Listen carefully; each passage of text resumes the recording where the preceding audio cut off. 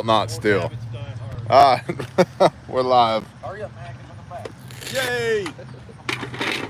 Good evening, Bear Nation and Bear Nation affiliates, strategic partners of the Bear Nation. Strategery. Yes, indeed. I have to go to YouTube to find my own live stream. I wonder if it'll let me find my own live stream. See how bad of an angle the camera is? No, to see the comments. Oh. You know how it goes. Well, just look up on the screen in front of you. The screen on front of me is pointed that way so that people don't whine in the comments. Bear, your audio sucks. I can't hear. They're going to whine anyway about something. About because you're in your studio. Oh, I'm sorry. Oh, hey, I can hear myself. See, the there people we go. In the control booth was giving you feedback. The earbud fell out of my ear. What's up, Franklin Farmstead? Wild, J&B, Connor, D-Land 8869, D McJoe, nice background, thanks. Well, best clickbait title ever. Thank you, Little Gray Dent Wagon. We were actually talking about it, though. mm-hmm. I mean, you were talking about it. That's true. You also don't believe in gravity, so. That's not true. Why do you say that to the internet? They need to know. I don't know. You've been banned. I've been banned. All right, so here's how this works for people that are new here and or have the attention span of a goldfish. Put your questions in all caps in the comment down below. If I see your question and I want to answer it, I will answer it. If I don't see your question, I won't answer it. If I see it and I don't want to answer it, I won't answer it. If somebody with the blue wrench answers your question in the comments, your question has been answered because they know the answers that I'm going to give, because we've done Thirsty Thursday over 150 times. And if you ask me what kind of striker fired polymer frame 9mm pistol you should buy, I'm not going to care, because we have more important stuff going on. You should buy the gun that fits your hands, then you should spend the money that you would spend on all the gewgaws that you would attach to it to go get some training to learn how to use it. Also, observe the prime directives. Rabbi, what is the greatest command in all the Torah? You mean Matthew 22, verse 36? You shall love the Lord your God, Yahweh your Elohim, with all your heart, with all your soul, with all your might. Deuteronomy 6, verse 5. And you shall love your neighbor in the comments section as yourself. Leviticus 19, verse 18, New Living Bear Translation. Okay, Bear. I have an IFAC, but I'm interested in the ARC. What's the difference in a nutshell? So the Bear FAC works the entirety of the March algorithm for one casualty. It's super comprehensive. The ARC will work 1 to 2 casualties for massive bleeding, airway, and respiratory. And it's also a rip-away. ARC stands for Advanced Rip-Away Kit. Also, it's in stock currently, and if you use promo code BearNation, you get free shipping. Good question. What kind of CIA bird should I buy? I'm thinking big, because if you can mount a couple of J-Dams or Hellfires under its wings, you got a lot go. Or a saddle, put a saddle on the back of it. Dude, that'd be sick. Right? Yeah. Like in Lord of the Rings when they rode. Yeah, like a California Condor or something. Well, y'all are talking about that all this time since we've been back here. I've been watching videos on pack goats, like looking at loadouts and stuff that we can do, and me training them. Then I got into a deep rabbit hole of best live stream ever. Like how go ahead, tell me more about it. Because that gets them to follow you better. So look at those packs. Look at how much stuff we can carry on a ruck. Still a goat. I know it's a goat. Still a goat. Deli, wait till you see pickup trucks. Like, the idea that can carry all the idea that goat is going to do what you want it to do is ludicrous. I reject your from the foundation of your argument. I reject it. Somebody said, what carbine class would you recommend in the Arklatexa-Homus area? I would go take anything by Tactical Rifleman and or Imri at Prime Combatives. They work a lot together. And then, of course, if you ever get an opportunity to work with Rex or Saws, go. Go subscribe now. And good point, go subscribe, especially to Saws.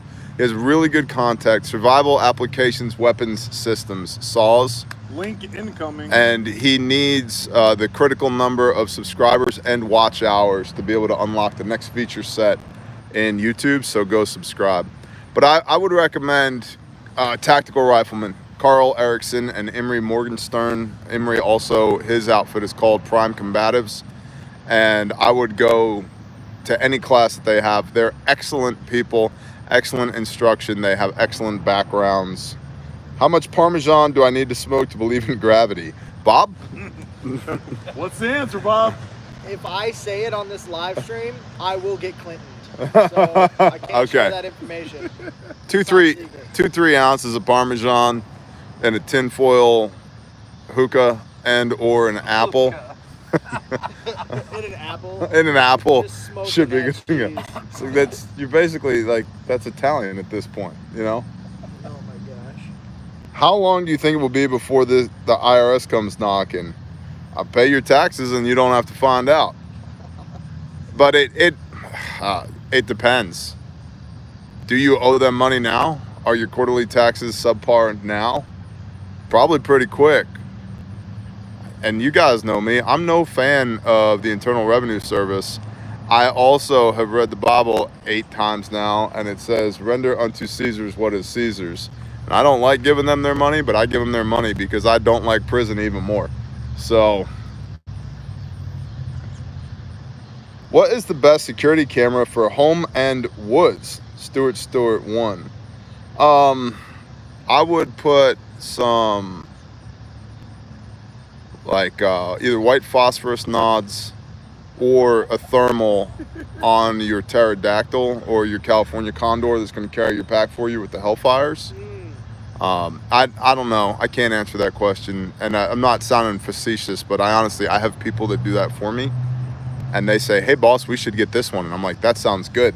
Does it do camera stuff? And they're like, it does all the camera stuff. I'm like, cool, put it over here. So I don't know the answer to that. I got 1 acre land, small cabin, no permit, building suggestions. Yeah, biblical. Build your barn first, then build your house.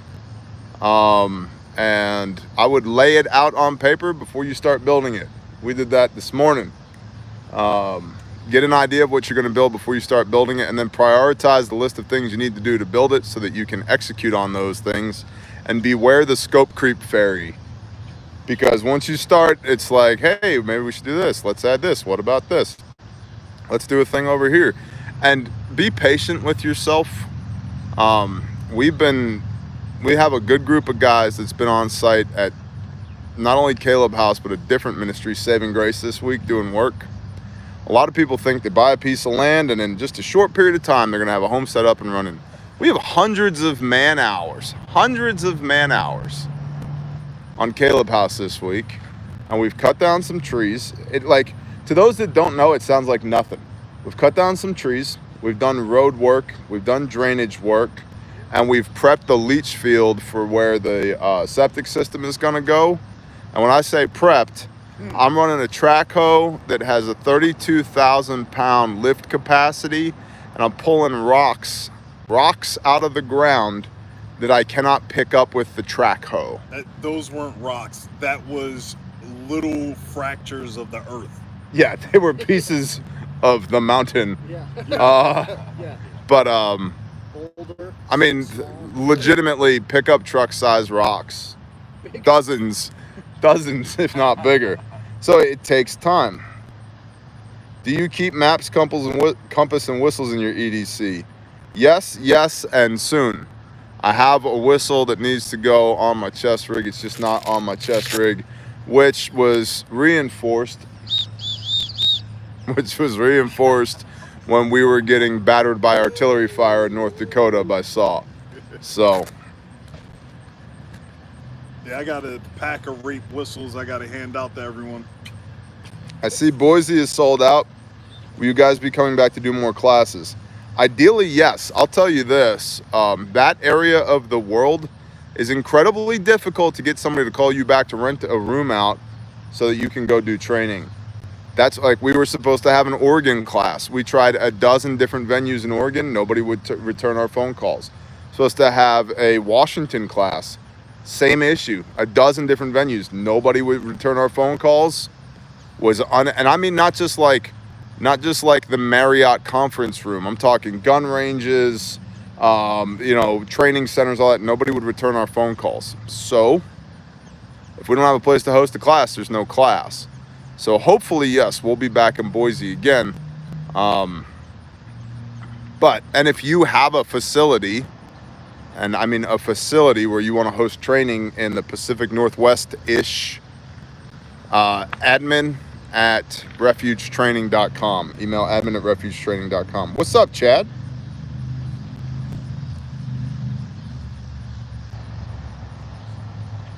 Refuge classes in Florida. 2023. We did one last year. Well, no, we did one last year in Tallahassee. We did one earlier this year. No, last year as well in Orlando. And I think we've been to Florida one more time. I bet you the next thing they're going to say, no, South Florida, exactly where I live. Miami, 3 blocks from my house. Yeah.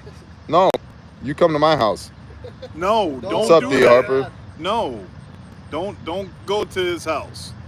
I mean, unless you want to be ventilated, in which case, come on by. There. See you in Dallas in November. Sounds good. Do it.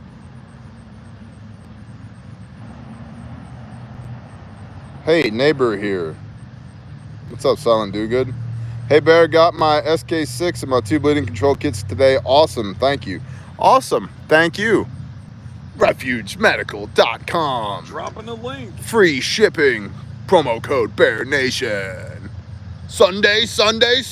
Monster trucks. Grave digger. You know that guy? That guy was the best. What's up? There's been a lacking of knife handing going on recently. I've noticed this. There's a camera that close to you. You had all of that aggression promoting and no knife hands. I was playing. I only knife hand when I'm serious. Oh. And a lot of people are like, man, why do you seem like tired and ornery lately? It's because I've been doing a lot of knife handing on the other side of the camera lately. Yeah. You guys are lucky I'm even here at this point, being dead honest with you. But let your yes be yes and your no be no. And it's Thursday. And honestly, it's very cathartic, therapeutic for me to talk with y'all sometimes, as long as we have a good group of people, which it seems like you guys are. What do you think about the new IRS agents? Sus. Yeah, I think you should watch the brief from yesterday morning. Bigfoot was the best monster truck. I agree. Finally putting food in Mylar. How important is diatomaceous earth? Very. I highly recommend it. It's not a deal breaker if you put it in without it, but it's highly recommended. It buys you so much more wiggle room in your ability to store that in ambient temperature and store it for considerably longer. Got our soft tea today. Thanks so much. Sense of security going up. Awesome. Thank you, tinfoil hat. Free shipping is an awesome deal and blessing given the ever-rising shipping costs. Take advantage of it while the deal lasts, y'all. I agree with that. Thank you. We spend an exorbitant amount of money in shipping. Dude, it's crazy. Yeah, but you know what? Praise y'all, we have orders to fill, and thank y'all for buying from us. Yes, you know, everybody's like, we gotta take this country back again. Also, I'm gonna go buy a bunch of shit from China. It's like, okay, whatever floats your boat, homie. Email who about space for training? Probably Elon Musk. He seems to be taking over space right now. But if you mean like refuge training, admin at refugetraining.com. What's up, mothers, brothers? How do you get the DE out of food? You don't. There's nothing wrong with it. You buy food grade diatomaceous earth. The Iridium Group's here. What's up, Snowbird? That's my bro from another mo right there. He's a cool dude. Yep, I agree. Cool dude. I know. Just want to just do stuff with Snowbird. Like whatever. If he was like, hey man, you want to jump out of this plane? I'm like, send it. He's like, you want to ride this little bird, door gunner? I'm like, I'm in. Let's do it. He's like, you want to kick this door? Let's do it. It's like, you want to eat a pizza? Like, sounds good. Let's do it. Like, whatever, Let's roll. It's gonna have to be a cheat day, but let's do it. Oh, Silent Dagwood is in the chat. Somebody I met this week. Oh. Yes. Yep. I met him on the side of a hill. That, he owned half of that hill. That's the guy? Silent who what? Yep. Silent Dagwood? Silent Do Good. Silent Do Good. Oh, yeah. Come on, Dudley. Dirty. There's that New Jersey public school system paying off. It is. Oh. That's funny. No, that's the truth. Yeah. What if I answer your question? Go for it. Do it. How much would a woodchuck of a woodchuck could chuck wood? Square root of pi. Go.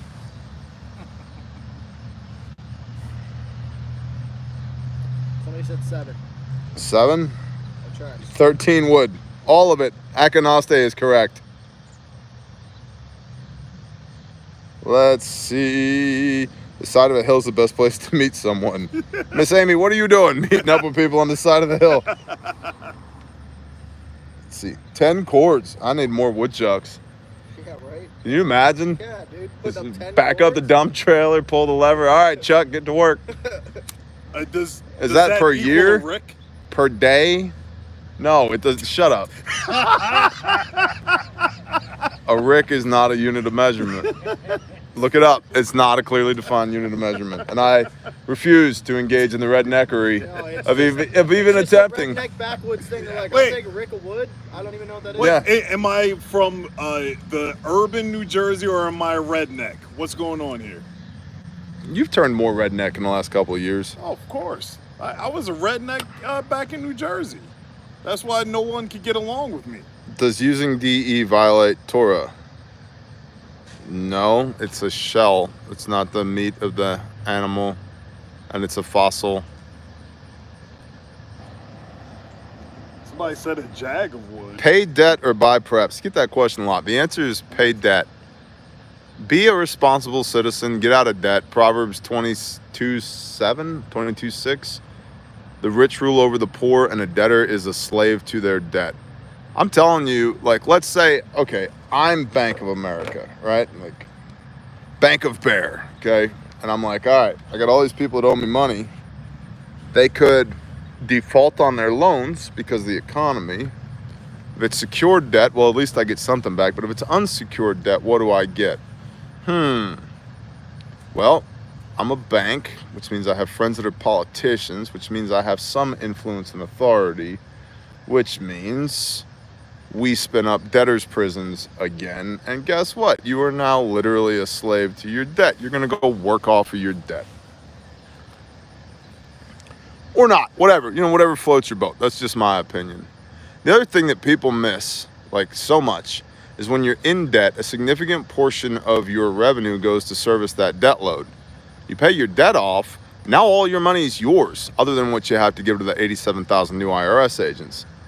But a lot more money is yours now, and now all of a sudden you can like save money or put more money towards preps or strategic relocation or whatever. Like, here's the deal. The world looks like it could end. It also could not end. Getting out of debt either way is good for you in either of those scenarios. Buying preps, honestly, not that great for you if the world doesn't end. Says the guy who's got more preps probably than all y'all put together at this point. Like, it's just a fact, right?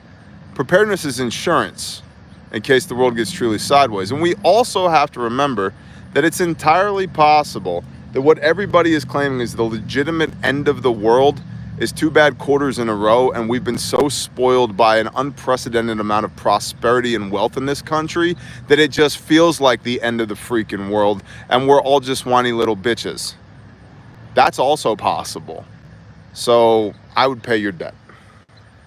You'll eat bugs and be happy. No, I'll eat sheep and won't be on my iPhone. That's what I'll do. What's up, Torah Tactical Torah? What are your thoughts for CERT on training and networking? Almost like I shot a YouTube video about that years ago. Yeah, you should do it. I think it's a good opportunity. Depending on which team you get on, some of them can be very, what's the word I'm looking for here? bureaucratic. But yeah, good training, good networking, and it'll allow you to look under the hood for your local governance. So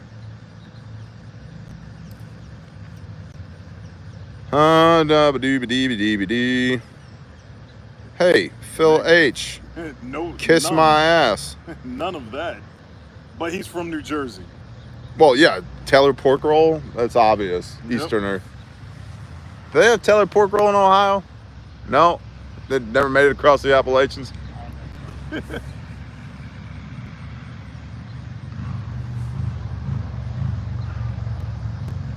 Dragon Shield. I agree with that.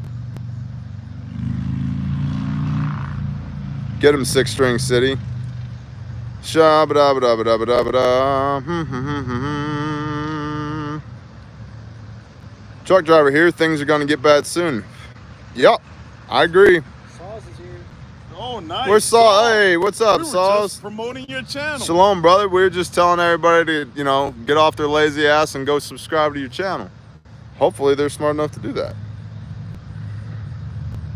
We should also tell people, if you subscribe to Saul on Patreon at his highest level, he might show his ear. It's possible.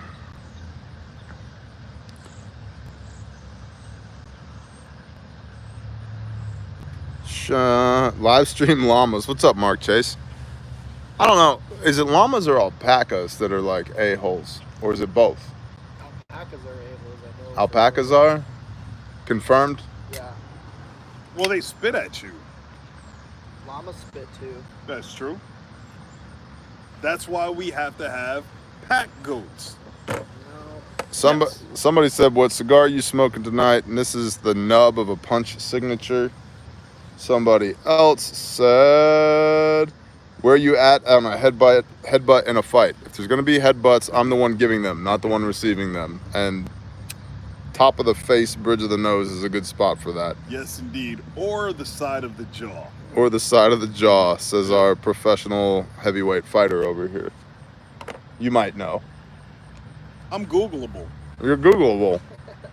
Someone had a good question. How to answer to Christians when they say Jesus is their Sabbath, so they don't need to keep it. They're idiots and they should read their Bible. Yeah. How's that for an answer? Yeshua never says he is the Sabbath. He says he's the master. Lord of Yeah. the Sabbath. How about go read Matthew 5:17, the first gospel. Truly, truly, I say to you, until heaven and earth pass away, not one yod, not one tittle shall fall from the Torah till all be done. Everyone remember. Or Matthew 19, verse 17, if you wish to enter into life, guard the commands. Or John 12, verse 52, I know that his commands are everlasting life. Or Matthew 7:21, verily, verily, I say unto thee, Master, Master, have we not prophesied in your name, cast out demons in your name, done many mighty works in your name? And I shall say to them, depart from me, you who work lawlessness, I never knew you. Or 2 Thessalonians chapter 2, by the hand of Shaul, that the Antichrist is the man of lawlessness, and that lawlessness is the working of Satan. Or 1 John 3, verse 4, sin is lawlessness, and all who do sin do lawlessness. Or I could do this all night. And those are just New Testament. So that's what I would say. I would tell people, if they remember those bumper stickers or wristbands and all that stuff that said, what would Jesus do? Follow the Torah. That's that answer in a nutshell.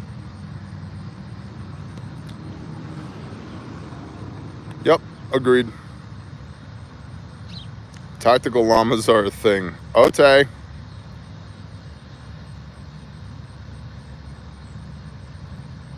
Somebody doesn't like that we're blocking speech. They also don't realize we don't like the F word in our chat. So the rule for that is just that, again, prime directive, love one another.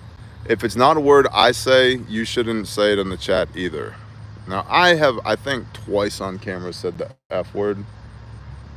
So tonight's not one of those nights, unless you make it one of those nights. He had multiple chances. He had multiple chances? Yeah, he had multiple Oh, chances. well, then he can kiss my ass. He was even timed out for a little bit. Oh. He got a little excited. Oh, Shalom, Shalom, Vicky. Vicky. He was being a jerk. Oh, Vic.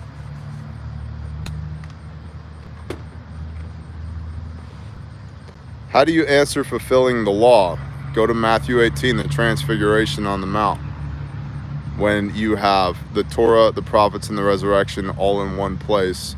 Yeshua, Moshe, and Eliyahu, Elijah, all in one place. The rendering of the word fulfill in English, and I'm not going to make a bad translation argument here, it's just that that word doesn't have the same gravity that it does in the Aramaic or in the Greek. The Greek word is plerau, and it means to embody. So if you insert the word embody into that, I come not to destroy the Torah or the prophets, but to embody it. That's a whole different ball game. So again, do your homework and then look at all the other context in the word, right?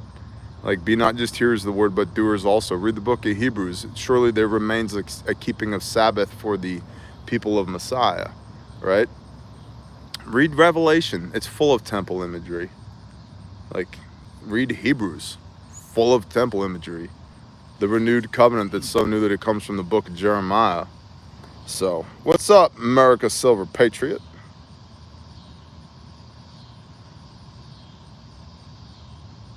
What's up, Robin? Thank you. Yeah, thankful heart. Yes, Yeshua came to show us how to walk out the Torah and live it. 1 Peter 2:21, for this you were called, that Messiah, having suffered for your sins, that you might walk in his steps. Do it. That in him there is no sin, and no deceit was found in his mouth, who being reviled did not revile and returned, but committed himself to him who judges righteously, who hung upon the timber for your sins, your lawlessness. For you were dead in your sins, and you were like sheep who had gone astray, but have now returned to the shepherd and overseer of your soul. You were called to Messiah to walk as he walks. It's not a destination faith, it's a lifelong walk. And that's one of the major failings of Big C Christendom, is we've turned it into destination faith. You're saved now, brother. Just live a good life and don't sin. What's sin? You know, it's when you make God angry. Well, how do you make God angry? You know, when you're doing stuff you shouldn't do. Well, how do I know what that is? Well, that's sin, brother. Well, that's a circular argument. That doesn't work. Maybe I shouldn't say this, but it sounds like Cousin Eddie is sitting next to you, Bear. Cousin Eddie here? Who's Cousin Eddie? I don't know. It's Eddie. That's right, guy's cousin. No. Isn't that National Lampoon's? Kelp. Dragon Shield says, if you love me, do as I did. How about, if you love me, keep my commands? How about, I and the Father am one? How about Malachi 3 verse 6, I'm the Lord Yahweh Sabaoth, I change not? How about in Hebrews, Yeshua HaMashiach, the same yesterday, today, and forever, in whom there is no change or shadow of turning? It's just a non-starter if you actually read the Bible, the whole idea that it was done away with, because it's not. It doesn't say that anywhere. You can go to Colossians 2:14, where every pastor who ever brings it up says, the law was nailed to the cross. It's not what it says. It says the doctrines and dogmas of men were nailed to the cross. Yah wrote the law with the finger of his hand. It was made from the stone of the throne of God. Men didn't write it. Men wrote bullshit laws adjacent to it, and that's what Yeshua was railing against the Pharisees and the Sadducees for. Oh, Jude is amazingly relevant to the world we live in today. I would agree with that. If you're able to pick up a tractor in California, if somebody donates one, let me know. Hawk out. You're saying you're volunteering to stop saying what's happening, Bear. Now back to work. Oh, stop and assist. Oh, what's up, Fallen Yeshua? Gotcha. Yeah, just saw him there. Prepper survival skills is volunteering to move a tractor from California? I don't understand. Wants to donate if somebody can pick it up. Oh, Weird, what happened? awesome. Hey, email us, admin at Grindstone Ministries.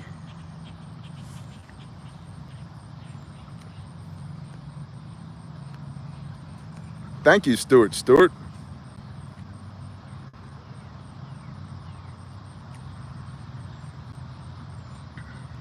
There's so much comfort to know he never changes. Amen to that. Champ du Soleil. Shalom, sister. Thank you.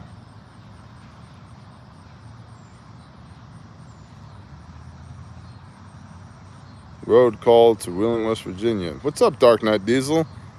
Dark Knight Diesel. That was his phrase. We trained him in Cleveland. I think it was Cleveland. No, maybe it was Cincinnati, somewhere up there. He goes, yeah, I'm like Batman on a budget.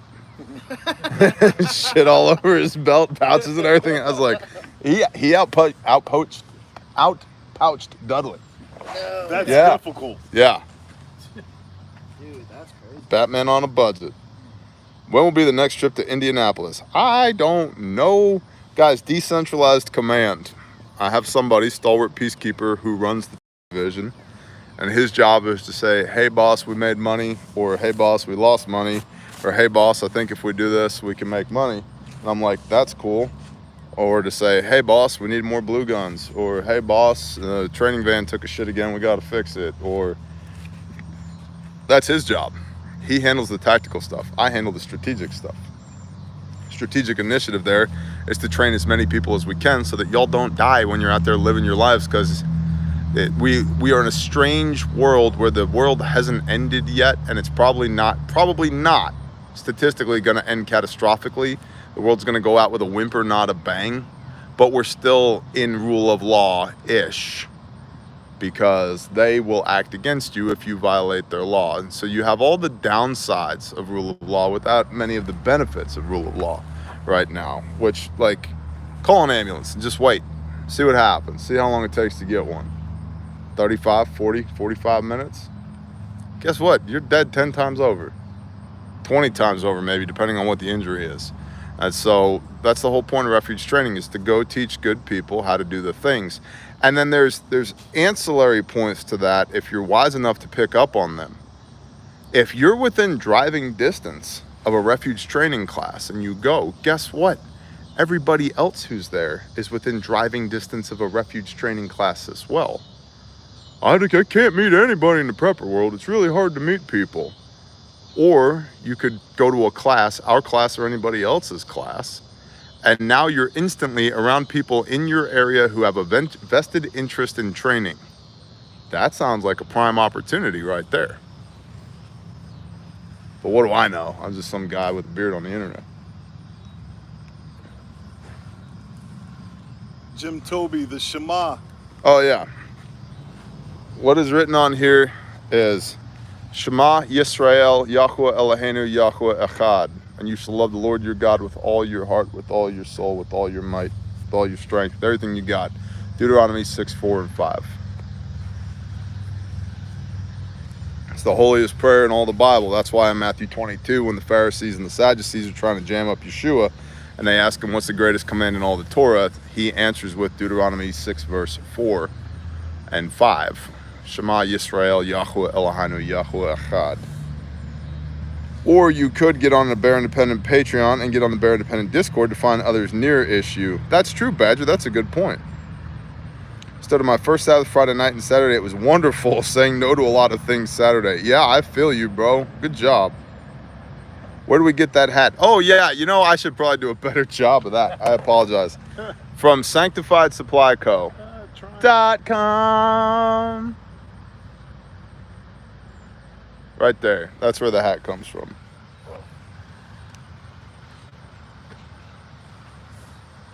There also, if you've ever gotten a bear shirt, like the Unafraid shirt, or the Ungovernable shirt, or the Not Out Yet But Will Be Soon Resistance is Fertile shirt, those all come from Sanctified Supply Co. Dropping the link. We broke them with the Ungovernable shirts. They were like, oh my God, that's a lot of shirts. I was like, hey, I asked if you guys are up to it. And they're like, we're up to it. I was like, okay, send it. So they did our company shirts. They do a lot of stuff. Wyatt Coughlin, thank you for all that you do. I have a stud kit and a Bear Effect 3.0 that I added an EpiPen due to my daughter's newly discovered bee allergy. Thank you very much. Appreciate that. Chuck Norris has a bear rug. Oh, he's not dead. He's just too afraid to move. Okay, haha. Thank you, Constance Jackson. I appreciate that. Oh, nice. Responded one class in Philly, but I'm still trying to get transportation from Long Island. You can do it. Where there's a will, there is a way. Yeah, Philly's a good place for us to train. How good are your shears, Bear? That good. How fresh is your cigar, Bear? That fresh. Philly's a good place to train because we don't go any farther north or east than Philly for reasons. So if you're in Pennsylvania, New Jersey, Connecticut, New York, Mass Prepa from Massachusetts drove down to the Virginia class. So like we had people in Dallas in the same class. In Dallas, Texas, we had a guy from Alaska and a couple from New Hampshire. I was like, you guys flew in, right? Because the international airport's here. They're like, no, we drove. Like, what? Okay. That's badass, man.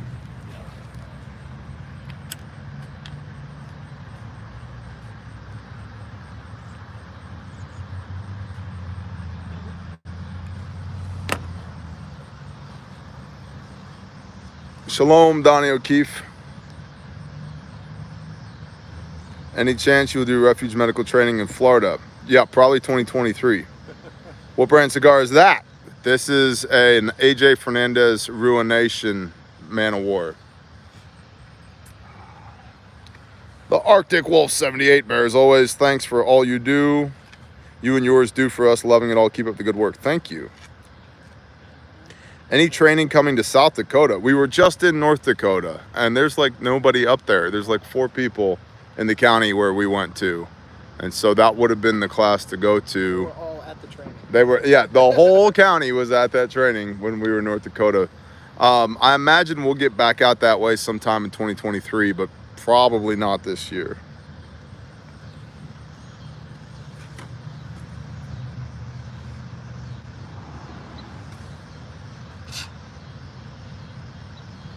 Any thoughts on miniature cows? I think I have 7 of them. I think. I'm pretty sure it's 7 because I had 6 and then one of them had a baby, so that'd be 7, right? That's a thought. Yeah. They're, well, as my neighbor calls them, they're pocket cows. And I like that. Yeah, Hunter Seeker calls them pocket cows, and I like that because they're big enough that there's a good amount of meat on them, but they're small enough that if you had to process them without any special equipment, you can. And that's why we got into pocket cows versus regular cattle. They're just easier to handle on a homestead rather as compared to a farm or a ranch. And I had cows growing up. We had Brangus and a few, I don't know, mutts. I don't know what the hell they were. They were cows, and we ate them. But they're big, and the bulls are ornery, and like, It'd be dangerous. dude, we had one bull that we separated, a yearling bull separated from his mom, and we put him in a holding pen, or just a pen, like a 1-acre pen by himself. Had a running shed that had 4 power poles drilled into the ground, and it was, you know, boxed in on 3 sides, and a metal roof over the top, so get in and out of the rain, you know, that. Although cows love the rain, I don't know, they're dumb. But anyway, had a loafing shed in it. Put them out in the pen, go and do other stuff, come back. Every sheet of plywood and 2x4 on that thing was off, and there was parts of sheets of plywood hanging on his horns. The only thing was left was the 4 telephone poles that were all beat up and the roof, because he couldn't get to the roof with his horns.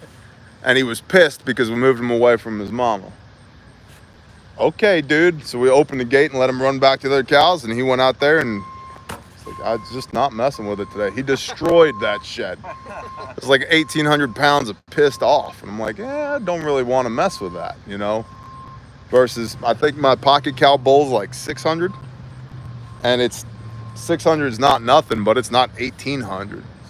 And if I had to, I could shoot him in the forehead with a 9mm, whip my pocket knife out, and go to work, you know? My dad always used the 357 on the cows growing up. It's almost, you get used to it on a farm, you know, but he'd jiggle a little bit of grain in the bucket, and they'd come over to the fence, and he just pop. drop them right there. Then take the digger truck for setting power poles, throw a chain around their ankles, hook it to the winch line, and just hang them with the digger truck. Yeah. Good old days.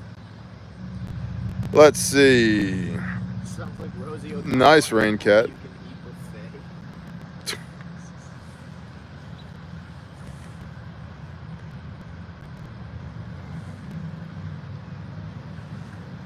Taking a Responder 1 class in Philly next week. Awesome.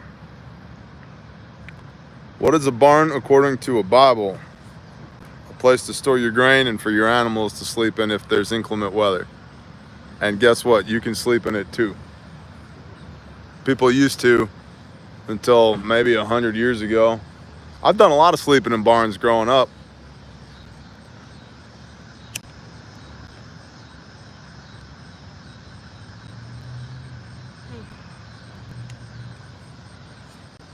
Some of it was more like a drunken coma than a sleep, but I was in there and I wasn't awake, so I guess it counts. What's up, Carlos Vulture? Hi, Pickle. It's just a picture of a pickle. Wezel5150 says, hey Bear, you enjoy the cigar. I like to enjoy the pipe. Are we wrong for partaking in tobacco, biblically speaking? So usually when people make that argument, they bring up the whole your body is a temple thing. And that's not a bad argument, honestly. I'll tell you this, it's a game of degrees, because 5 years ago, I drank way too much and dipped tobacco. 10 years ago, I drank way too much, including whiskey, and dipped tobacco and smoked. 15, 20 years ago, I drank handles of whiskey every day, sometimes in the case of Budweiser, and blue lines of cocaine from the time I got out of bed to the time I got back into it, while dipping and smoking. So, now, I smoke cigars. Is that ideal? No, probably not. Probably not. I also don't stand barefoot in my front yard and eat the sun every morning when it comes up either. But it's a game of degrees, right? Work out your own salvation with fear and trembling. We were talking about this morning. It's a game of degrees. And the man I am today is better than the man I was yesterday. That's the goal, right? The man I'll be tomorrow is better than the man I am today. So, you know, Shaul of Tarsus, the Apostle Paul, talks about sin is sin, right? All have sinned and fallen short of the glory of Yah. Yep, the Apostle John talks about there is a sin unto death. Some sins are unto death. Some sins are you can confess to your brothers while we walk you to the rock pile because you're about to get some. And some sin is sin. Now, the punishment for the transgression of the law is death. In many cases. In many cases, it's not. It's go to the priest, make atonement, pay your fine, go on about your life. So how do you define sin? Sin is transgression of the law, right? Well, if your body is a temple, if we are currently the temple, then anything you do to defile the temple could be considered a sin. How deeply are we going to take that argument? When was the last time you had a cheeseburger or a Coke? And for me, I like smoking cigars. I also, on occasion, just stop. Because sooner or later, because of my personality, I'll go from liking them to needing them. And I'll just stop. Just like when people get on here, they're like, you call yourself a man of God, call yourself a Christian, and you smoke and drink. It's like, I haven't had a drink in 46 days because it's 75 hard. I'll tell you what, when I get done with 75 hard, there's a bottle of Maker's Mark sitting on my porch waiting for me. So, all things in moderation, including moderation, right? What I will say is if the Spirit is convicting you that you have an unhealthy relationship with anything, whether it's smoking or cheeseburgers or drinking or Diet Coke or pornography or obsessing over the valuation of Bitcoin today or fast cars or loose women or whatever, if the Spirit's convicting you that you need to do something about it, then you need to be obedient to that conviction and do something about it. That's my thoughts on that. It's a good word. Yes, indeed. Thanks, man. You're a blessed man. Amen to that.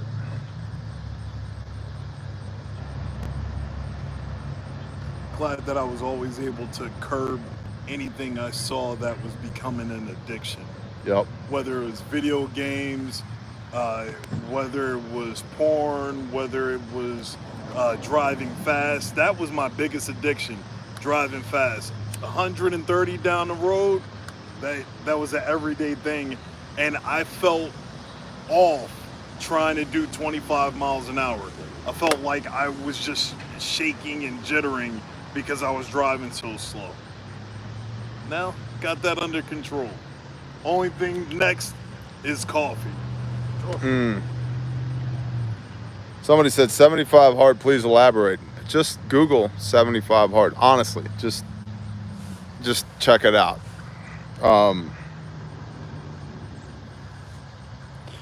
What do the scriptures say about the use of cannabis? I prefer the benefits of edibles over smoke. Get that question all the time. Be sober-minded. Don't abuse it. Don't make an idol out of it. Are you self-medicating because you're covering up issues that you need to deal with in heaven? Or are you a cancer patient that can't eat because of chemo unless you take a couple of edibles? The Torah is all about the preservation of life. So if we look at that, if we understand the Torah is a love letter from the creator of the universe, and that the remainder of the books of the Bible are practical application and lessons about walking in the Torah or not walking in the Torah, until the Father had to become flesh and come back down to earth and teach it to his people again because they'd forgotten it and made whoredom out of it. Right? If you look at it as that, is it preserving life or is it taking life? Torah is about preservation of life. So if you're taking something away from your life by doing that, then no, you shouldn't do that. If you're actually helping life, and I don't mean like in some like pussy way where you're shirking your responsibility and I just got to chill out with my anxiety, man. I mean like I can't eat unless I take this. Maybe. Now let's bring it back around to the cigar. Preservation of life. We're all broken human beings, right? For all have sinned and fallen short of the glory of Yah. Should I get so stressed out by my day that I might just go beat the ever-loving tar out of somebody and end up in a pair of silver bracelets? Or sit down and smoke a cigar? Oh, well, that comes back around to the weed comment, Bear. You're altering your mind state. Maybe. It's both sides of the same coin. I don't have it all figured out either, y'all. Just because I'm a guy with an iPhone and a YouTube channel doesn't mean I know the answers to everything. And that's an unreasonable expectation to have, you know?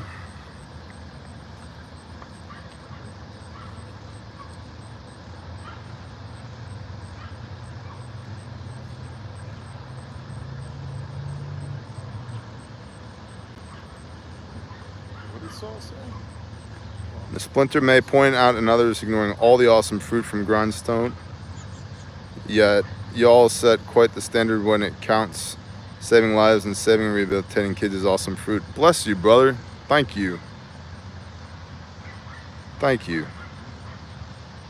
We do what we can. I hear all the time from people when they're like, somebody should do something about that. And then they get kind of annoyed when I point out, hey, you're somebody. We're all somebody. Do something. And that's the critical disconnect between most problems and most solutions is the doing. Yeah. Do it. Action. Yeah. You can research workout plans and diets all day. If you don't do it, it doesn't matter. You gotta right? pick up the heavy weights, man. Yeah. You have to do it. And the heavy weights is your ego and laziness. Yeah. Thank you, STX Preparedness. Don't say a thing, do a thing. Exactly. Don't talk about it, be about it, right? Just go do it. And what people miss is the blessing of the doing. I've talked about it before, but it bears repeating. The first deployment we ever did to Florida, we had 3 days to go and feed 3,000 people and a 3,000-mile round trip with $3,000 in our bank account to do it. And when I got there were 32 other people, so 33 volunteers. And we worked for 3 days. We fed 3,000 people. I drove home again, and we still literally miraculously had $3,000 in the bank account. And I, to this day, don't know how that happened. It's the parable of the loaves and the fishes. We got 5,000 men to feed, and we got 5 loaves and 2 fishes, and there is no possible way it's going to work out. And y'all's like, yeah, dumbass, without me, there's no possible way it's going to work out. And what does Yeshua do? He tells everybody, hey, sit down, calm down, take a deep breath, crisscross applesauce, put your ass on the ground, change your perspective, and we're going to pray over this food that's not enough, and we're going to give thanks. And he tells the apostles, you'll have more left over than what you started with.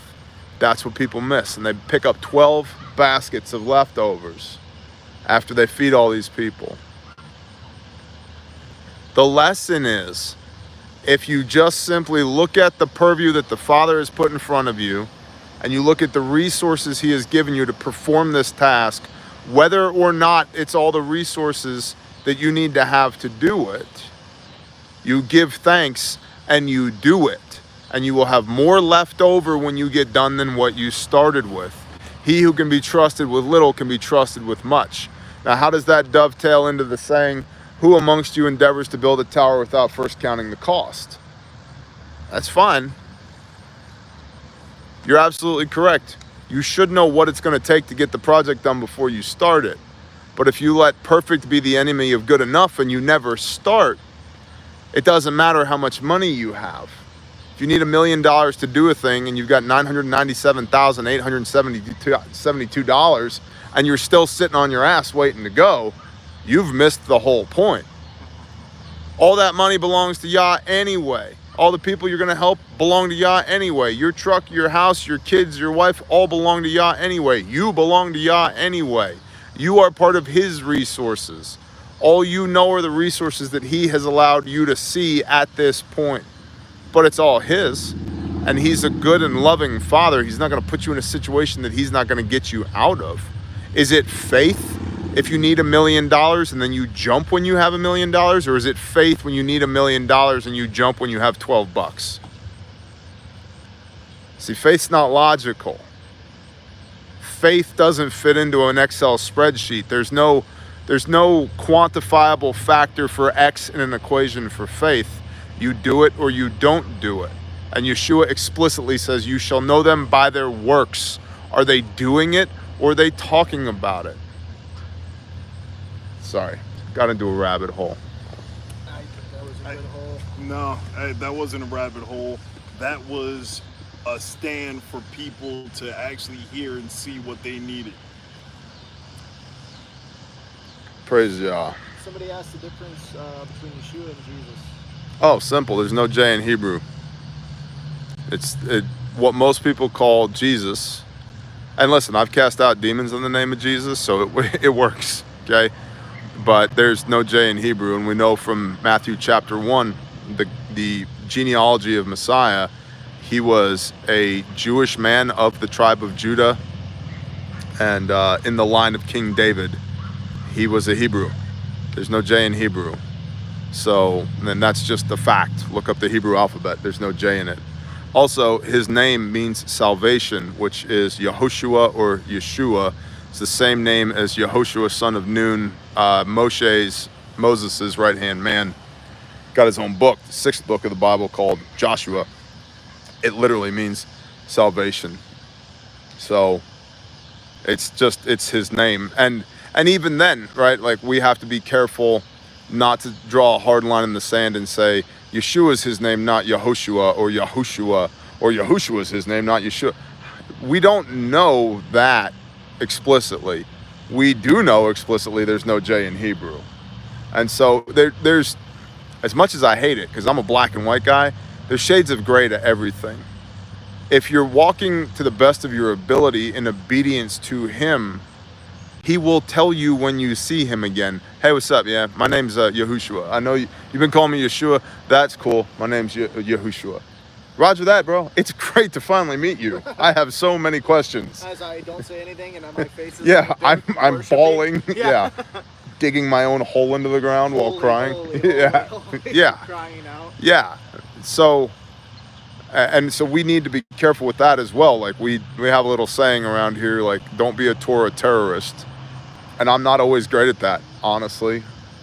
But it's because I want to spare people the same struggle, strife, and heartache that I went through in my, decades-long process of, conservative Baptist upbringing, and then, drumming in satanic metal bands, and then apostasy, and then researching every religion on the face of the earth, and then non-denominational evangelicalism, and then when that church fell apart, looked into the Mormon church, and blah, blah, blah, blah, blah.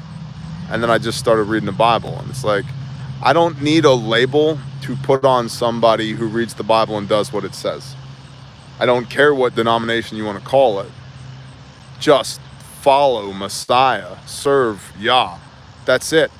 Like Ecclesiastes 4 verse 12, let us hear the conclusion of the matter. Serve God and keep his commands. That's it. Like, what should we do? Boom, exclamation point at the end of it. Let us hear the conclusion of the matter. 12 chapters in that book. Sums it up in one verse.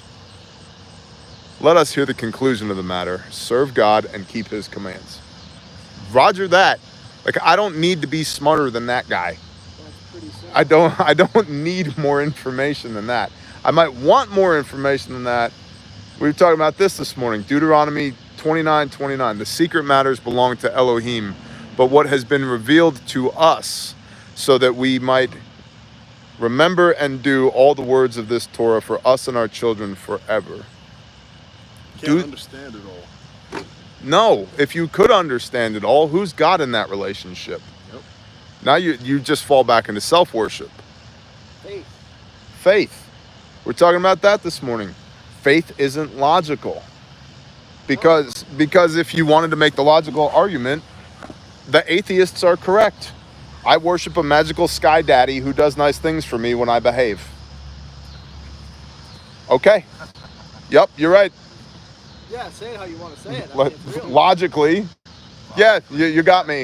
Yeah. But it's way more than that. So it's not logical at all. It's not quantifiable. And if you can figure out a box that you can put the creator of the universe in, he's not big enough to you, or you're not being real with yourself. You've deceived yourself. Or maybe the world has deceived you. And that's why, like, I don't know how many times I have to say it. Just like, read your Bible and do what it says. Yep. It's not a tongue-in-cheek phrase. We mean that. Like, love your neighbor as yourself. Roger that. I'm gonna do that, even when it's really, really hard. Don't engage in idolatry. Okay, I'm gonna do that, even when it's really, really hard. Crucify your flesh daily. Oofta. I'm gonna do that even when it's really, really hard. Is the training ground. Yeah. And you're gonna fall short. Yep. That's why you need Messiah. The whole point is to fall short. How do you identify weaknesses in yourself without falling short? How are you supposed to fix stuff if you don't know it's broken? Can't get strong without faith. That's exactly. Well, what's resistance training? Lift heavy shit. And the more heavy shit you lift, the better you get at lifting heavy shit. And the better understanding you get. Just like with everything that we do, whether it's hammering a nail, over time, you understand the proper technique. With jiu-jitsu, you understand how to make it easier and simpler, just twisting your hips or turning your head a certain way. And reading the word and living it daily makes your life so much easier. So no temptation can lead you astray. You can stay on that straight and narrow path, and nothing can affect you. No matter how bad that it seems, you will know and trust in the Father that he has you. Amen. I want to give a special shout out to the people in the chat that haven't realized that I make up bullshit clickbait titles for these videos, and that we're not going to talk about birds being CIA spyware technology. Well, that's not on the menu. It was spoken about at the beginning, so at the end, start this video over, make sure you hit the like, and then you'll get to hear about those birds and what they have under their wings. Sober party, I didn't say crucify your skin, crucify your flesh, die to your fleshly body, your worldly lusts, your thoughts, your feelings, your emotes, and serve the Father. What's up, Palmetto? Arnett, no, you don't get, you can have spy birds. We're just not going to talk about them here. If I had spy birds, I wouldn't talk about them. That'd be like legit OPSEC. Yeah. Like, this is the new Hummingbird 3000. Yeah, we definitely don't have spy No, I don't. What are spy birds? Yeah, what? Bob, put the spy birds away. Oh, God. Look how many we have up on the power lines. I know, Yeah. they're all Actually, watching. all of our spy birds right now. They're up there on the power lines. Some are friendly, some are not. They're from the local FBI field office. Yeah. Like, That's all right. They're watching over us. Yeah, there are 6 men with beards in a parking lot. We're going to need all the SWAT teams. If the camera gets knocked over and you hear, ah, ah, you know what happened. You know what's up. All right, what other questions we got in the chat? You like that comfortably numb? Somebody had asked about Shemitah year. Oh, again? Yeah. I answered that on Patreon recently. The long and short of Shemitah year is, all right, I'm going to try and do this in like 30 seconds, okay? Yes, you should do it. No, nobody knows when it is, including the Jews, because they stopped counting when they were in exile twice. Some Jews believe, most Jews believe, you only have to do it in Eretz Yisrael, which means the land over there in the Middle East, but not here. So you should pick a time based upon, like, when did you come into your land, and do you have other people on your land with you? How does that work? Pick a year and observe the Shemitah year and then the Jubilee year and just do it, because it's better to do it wrong than to not do it at all, or to do it at the wrong time. And your proof text for that is in Numbers, I believe it's chapter 30, when there was a whole group of men that were unable to do the Passover because they were unclean. And so Moshe talks to Yah, and Yah says, do another Passover. It's better that you do the Passover a month late than not do it. Same thing with the Shemitah year. It's better you do Shemitah year than not do it. Like, it could technically be the wrong year, but I'm telling you, I've done mountains of research on this, and my takeaway is the Jews are freaking clueless on when the Shemitah year is. They don't know.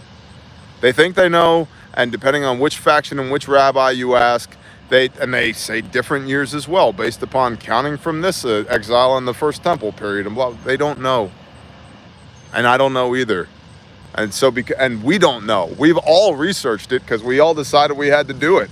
We don't know. Nobody, I'm talking like dozens of men, nobody could come up with definitively like, boom, this is it. This is the Shemitah year. So what we did was we decided, all right, we're going to do it. And also proof text for this, read Joshua. It took 5 years for the tribes to take the promised land by force, which means that, and we know that East Manasseh, Gad, and Reuben got their land before anybody else, because they decided on the east side of the Jordan, yeah, we want this land over here. And Moshe says, you can't have this land unless you go across the river with your brothers. And they say, we'll go and we'll make sure everybody else gets their land before we come home. We're going to leave our animals, our kids, and our old people and our wives here. We're going to go to war. And it was a 5-year period before everybody had their land, which means at some point, somebody had to say, yo, dude, remember when Moshe said do Shemitah year? When is that? Was it when East Manasseh got their land or when Naphtali got their land? And what does get your land mean? Because Caleb goes up onto Hebron, kills 3 giants, the sons of the Anakim, and he takes Hebron while he got his land. Is it Caleb's land even though he's part of Judah, or is it when Judah got his land? They had to come to a consensus. So come to a consensus if you're fellowshipping with other people, and then just do it. That was not 30 seconds, but that's about the best I got on that. Really quick. Send it, Bob, and speak up. There is like a biblical reason, like practical, as to why you do the Shemitah. Like practical, like with your hands, right? Like a very tactile reason. Letting the land rest for a period, not letting it get the crap beat out of it by your livestock, not planting, letting all of your crops go to seed. All of these things allow for a more fruitful harvest, and it allows the basis of your land to be a lot more healthy, which provides in abundance to you, so you can continue to serve the Father and bless others with your provision, right? With obedience comes blessing, right? And so if you're continuously for, year after year after year after year after year beating the crap out of your land, and you're never giving it a period to rest. If any of you guys have livestock, if you're doing rotational grazing, when you move your sheep or whatever, your cows off of a paddock, right? When you come back around to that paddock after a period of time, how fruitful does that look, right? All of the manure is there, you've gotten fresh water, it's up. Look at my sheep pen in my front yard right now. Yeah. And that's 3 months. Right, and the whole idea is then take that paddock and compare it to where your sheep or your livestock are right now, right? It's trampled down, it's beaten to crap, everything's stripped of all of its leaves, right? The grass is chewed down. All of this to say you're doing an extensive rotation at that point, right?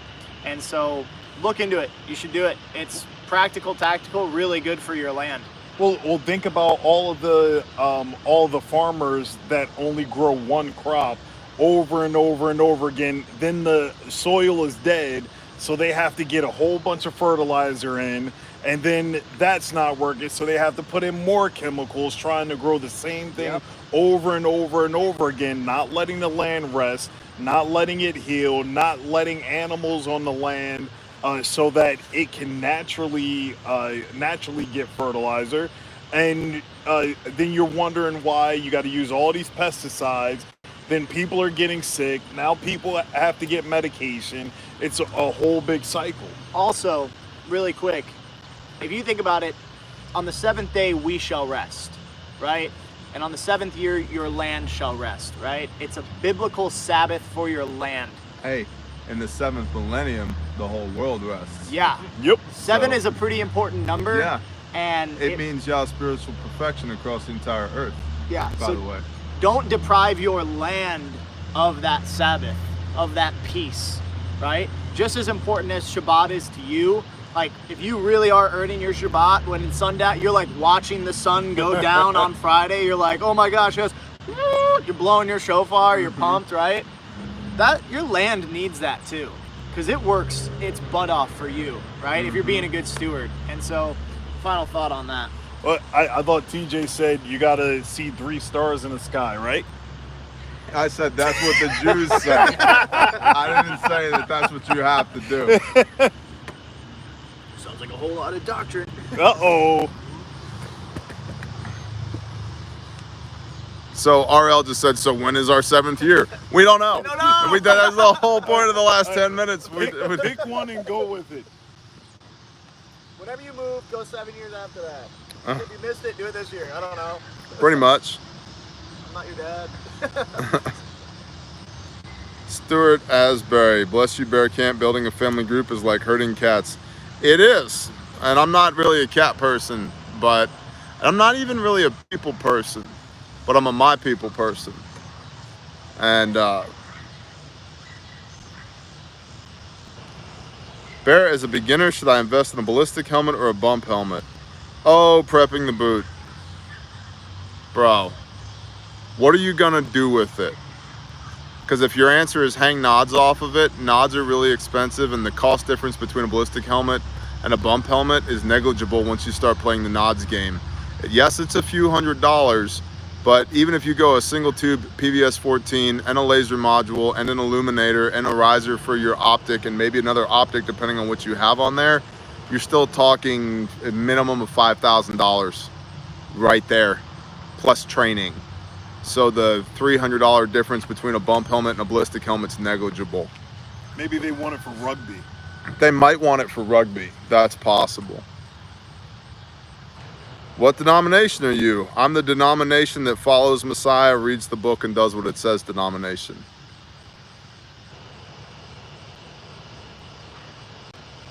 Holy crap!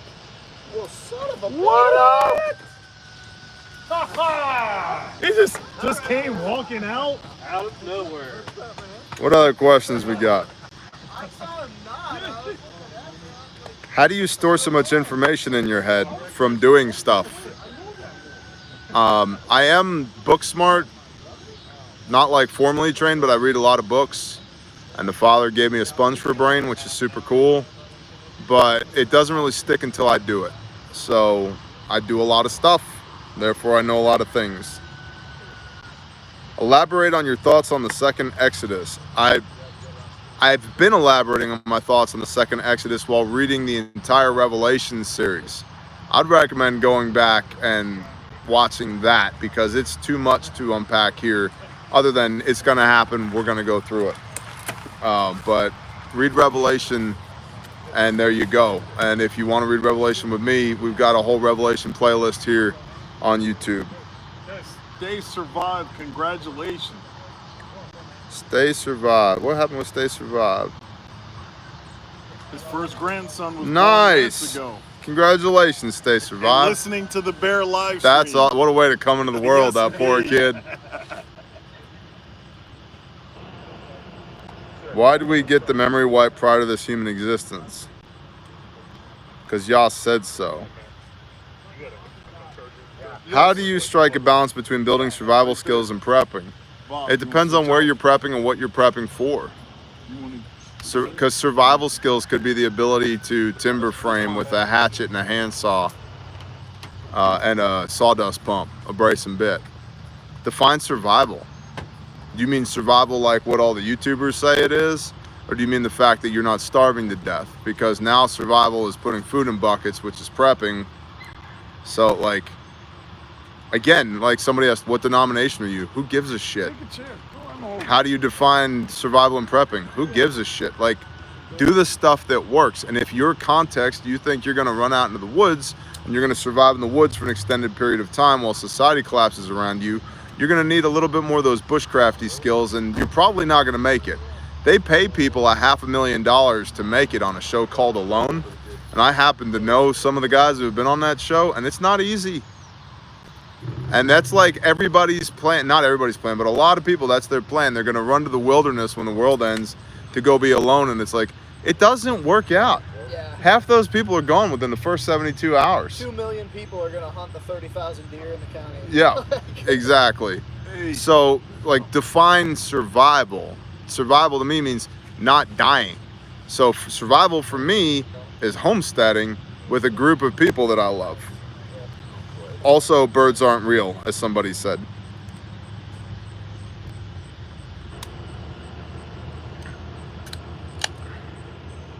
Any possibilities of Grindstone heading to Eastern Kentucky? Yes, it is possible. We actually have a guy who was on our most recent deployment in Kentucky who's there now, who's put together an op board. We're working on some stuff. If we are going to be involved there, it won't be as an official Grindstone deployment, but we will help facilitate for him to make stuff happen in Kentucky, because we've got our hands full on a couple of other projects right now as well. And there's Exodus 21 makes it clear, if you take another wife, you can't diminish the one you already got. Well, I don't have multiple actual wives. I have one wife and I love her very much, because I just don't do that. Comma, I'm committed on a lot of different projects, and I can't diminish the projects I already have to go do another one. My dad had a sign that used to hang in his office that said, if you can't find the time to do it right, when are you going to find the time to do it over? And there's no point in us like deploying to Eastern Kentucky to go half-ass some stuff while leaving stuff back here half-assed, because we split our forces. But if I can help coordinate for people who are already there or want to go there to go do good works, I will do that. And we're in the process of figuring that out now.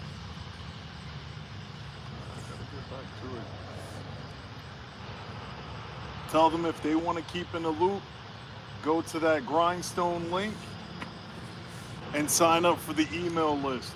Yeah. There you go. Or go to grindstoneministries.com. Your CME preps, same preps as everything else. Homestead, solar, hand saws, splitting wedges, bourbon, cigars, Bibles. Let me know. I'm in Kentucky. Angela, we will let you know. We will put a live stream together just for you. Like, hey, Angela, we're going. Here's where we're going to be. Look for a live stream titled Angela. Angela, I would also suggest go to Grindstone Ministries and sign up for the newsletter, because that's where we're actually going to let people know. I appreciate you, sister. I'm just being a facetious asshole. I apologize. A little punchy tonight. Not a lot punchy, but a little punchy tonight. You got nothing going on, though, so you have no reason. Yeah, nothing going on this side of the phone. Nope.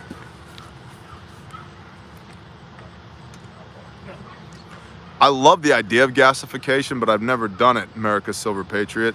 I love the idea. Never done it. I think it would be super cool, though, to get a gasifier on a 1-ton truck when you live on a piece of land surrounded by trees. Be like, hey, where are we going? Wherever we want. Just fill the bed with firewood and let's roll, you know? I love the idea of it. I just been a little busy with other stuff. I don't believe you. I'm trying to keep tires on trucks right now. Oh my gosh. I'll tell you what, you honestly, like, this is no shit. You're wondering, like, all right, I'm all prepped up. What should I do? Tires, air compressors, tire repair kits. Yeah. Yeah. Spare tires. Oil filters. Radiators. Fuel filters. Yep. Yep. Radiators. Coolant. Yep. Like PMCS. Like, maintain your stuff. And I'm being dead serious. And our shit's not maintained. I know. It's just when you work it. Yeah. We were pre-checking trucks every morning. Yeah. Like, oh, you know the biggest prep? What's that? People. Yes. Yep, I would agree with that. I like meeting new people, and then if they could do great things, let's work together and be friends.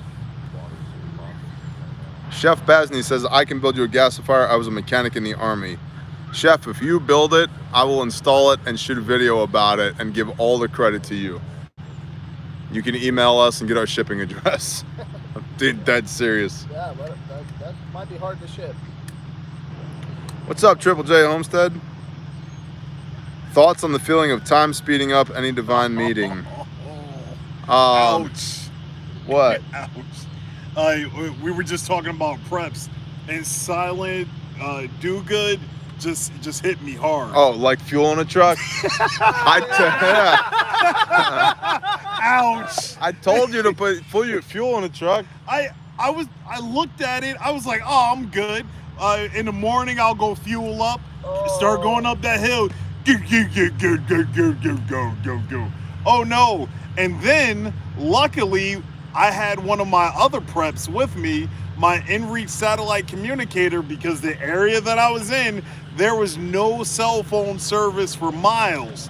So, reached up to the sky, message got to them, they came a-running, and it still took some time, and some, one brother had to rip off his belt, use that to get the fuel filter off so we could prime it. Then we got chugging up the hill. All of that, even that's just a handy yaw. Oh yes. Because there's no cell service. None. On at Caleb House. There's no cell service there. And so I'm sitting in the track hoe listening to a downloaded podcast, and my phone buzzes. I'm like, that's peculiar. And I look, and it's some number I've never seen before, and it's basically Dudley like, I'm out of fuel, need help. I'm like, okay, I'm never gonna give him shit for that little garment again. That's pretty cool. I wasn't out of fuel, just going up a mountain, all the fuel in the dump truck went to the back of the tank. I will give you that. Yeah. Because I saw it. I will give you that. Yep. But at the same time, I also know that I gave you money that morning for diesel fuel. It was sitting right up there on the dash. You can't put the money in the tank. That's not how that works. You have to put the money There's a middleman. And just so we're all clear, it's really hard to get a Mack truck primed when it's loaded on the side of a mountain. Yep. Holy shit. But yeah, the best prep is people. That was a good word. Well, yeah, we had a bunch of people that like flew down there. Yeah. Was it the same mountain we've had issues with before? It is. Yes, That mountain is a truck killer. And the other side of it blew the radiator in the Chevy. Oh, you're not even aware of that. Yeah, Oh, yeah, I told you about that. Yeah, I didn't know what happened to it. that's what happened to it. Yeah. Back to people though. Back to awesome people. diesel mechanic in the middle of nowhere. Yes, Yep. that I found for another truck. Good old Uncle Bob. Yep, it was in the middle of nowhere, no service. At least I was able to get a cell phone signal, holding my phone up in the sky, and then everybody was like, "Oh yeah, we'll get you in about 4 or 5 weeks." I was like, "That's not gonna work." Then finally, got this guy. He said, "Yeah, come on down. What type of truck is it? Let me see if I can get one. Oh, I have the radiator tomorrow." No, I'll have the radiator in 45 minutes. Can you get here? Yes, I can. Then I'm driving there. I was like, oh, I don't think I'm coming back because talking about being in the middle of nowhere, dirt roads, mountains, and like this, a diesel mechanic can't be at the top of a mountain on a dirt road that if you're driving it goes like this. How are you getting vehicles towed up there? He gets vehicles towed up there, and he does amazing work. Quick turnaround. Oh, yeah. Did y'all hear mine's down too? Yeah. Yeah. We need to get yours over to our guy. Well, it's about to be at a guy. Well, steam engines make a comeback. I would love it if they did. I think that's awesome. You have like a 40 kilowatt or like a big steam engine hooked to a 40 kilowatt generator. That'd be badass. Bro. And then you build the steam for the steam engine from your, incinerator where you burn all your trash. That also has a turbine connected to it, so you're producing your energy. You run that into a battery backup, and then you trickle off the batteries. Yeah. Have solar. Yeah. It's not always sun. There's always trash. There's always trash. That's everybody wants prepping to be sexy. Like, look at this new fixed blade bushcraft knife that I got. Like, I like knives. They're cool. I got more of them than I need. Oh, I got a new whatever Noveske rifle, Daniel Defense, POF, whatever. Okay, cool. That's cool. Where you gonna shit? Have you thought about that? Because I guarantee you're gonna shit. You may never shoot that rifle. You might hurt yourself with that damn knife if you don't know how to use it. You got a first aid kit? You know how to use that? Like, what water are you gonna drink? See, that's not sexy. Even food storage is starting to become sexy. There's like a lot of like prepper pantry videos and stuff like the best long-term SHTF food storage, especially with like all the, whatever food companies that are out there, Patriot Supply and all that, which they sent me some stuff. I ate it. It was pretty good. Cool, whatever. So that's starting to catch on, but it's like logistics wins wars. I was just one of the podcasts I was listening to earlier today, Dan Carlin's Hardcore History, talking about the Celtic Holocaust. And he was comparing the Gauls to the Roman Empire, the army under Caesar. And Caesar's army was about 30,000 men. The Gauls were about 100,000 men. And the Romans utterly destroyed them in battle time and time again, because the Romans, every time they'd camp somewhere overnight, the next morning there'd be a picket fence up around it. And then the next morning after that, there'd be guard towers on the picket fence. Then the next morning there'd be a moat dug around the picket fence. Then the next thing you know, there's ramparts. Then a few mornings later, there's trebuchets being built. Like, constantly improve your fighting position. That's what they were doing. Whereas the Gauls were just like sleeping in the field under the stars. And then they wake up a week later and they're like, we got to go fight those guys. They have artillery now. Where did they get artillery from? It's like they built it while you were sleeping out in the field, right? But what the Romans had was the logistics to feed 30,000 men in the field, the wagon trains, and their soldiers were half soldier, half engineer / construction guy. And so Roman roads built by soldiers, aqueducts built by soldiers. They were constantly building infrastructure, and they had the supply chain and logistics to support the army in the field, whereas the people they were fighting didn't. At one point in one of these battles, Julius Caesar has like 100,000 guys. The bad guy he's fighting, this Germanic king, has 300,000 guys. And Caesar's battle plan, because winter is approaching, is just to make camp. And he makes camp, and his guys live all through it. He doesn't lose a man during winter. And the bad guys lost 200,000 men. Oh, now it's 1-to-1 odds. Springtime rolls around, and they're all sick, and they haven't eaten. Oh, it's a beautiful spring day. You guys well fed, well rested? Hey, let's go kill those assholes. Yeah, and they do. They slaughter them. So, like, it's not sexy, but logistics matter. Where's the latrine? Right? Is there diesel in the truck? Do you have tire plugs? Basics. Do you have a 12-volt compressor and a tire gauge in your vehicle? Like, do you understand commo on many different levels? Yeah. Do you know where you are right now? If I didn't have my inReach, that would have been a few miles walk up a mountain and then down to where I needed to get to then turn around and come back. Who was protecting everything in the truck? It was out there in the middle of nothing. Nobody there to watch it. My wife's here. Yeah, Shalom, wife. She said that you have a great green screen tonight. I do. The green screen guys are killing it. Speaking of that, you were talking about hardcore history. How long is this hardcore history? The one I'm listening to currently? Yes. I think it's 5 hours and 46 minutes. It's a short one. That's a short one. It's a short for one. Dan Carlin. Yeah, usually they're 4 to 6 hours long, multiple episodes in one. Yeah. And he doesn't take a breath. No, he kills it, man. Yes. He's awesome. Go Imagine look how him much up. time it takes to write that up. That guy deserves everything he gets, like all the fame, all the fortune, all of it. He's diligent. He's excellent. Does an excellent job. Dan Carlin's hardcore history. Correct. We're gonna do a few more questions, just a few more. What other questions we got? Hi, Bob. I know, she gave me a fist bump. Yay, gangster. I'm fist bumping back, Hom. Air fist. Air fist. Some guy walking over right now. I was like, what the fuck's an air fist? Radius. Just received a couple of Boo Boo 2.0s and added a quick clot and a SWAT to each of them. Training kit too. Love you, brother. Love you back, man. Thank you.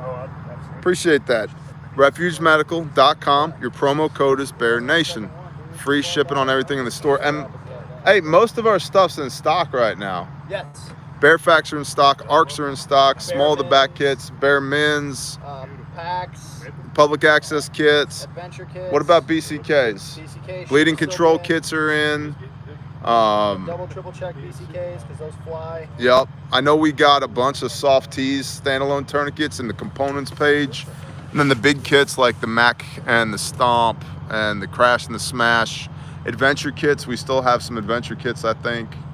So, like, it's pretty rare when basically everything's in stock at one time. And, like, that's because I have a badass team. Like, they have been working literal overtime to make that happen. And in today's logistical supply chain bullshit world, the fact that almost everything in our store is in stock right now is insane. So if you've been like on the fence, hey, I might want to get it's probably a good time to get because who knows what next week holds. BCKs are in stock. BCKs, bleeding control kits are in stock. And those are what, $56.99? Yep. $56.99. Tourniquet, pressure bandage, wound packing gauze, 2 pairs of gloves, a set of shears. Get to the link. Yeah, I said pressure bandage. Yep. And we have stomp kits back in stock. Stomps are back. Yeah, stomps are back. SEAL Team Operational Medical Pack, a hospital on your back. So, I was late. Any updates on Caleb House? What's up, Tommy Salter? Yes, the update is we've been working on it since Tuesday morning. We've taken down several trees. We met with the engineer from the power company to determine where we're going to bring the power lines in.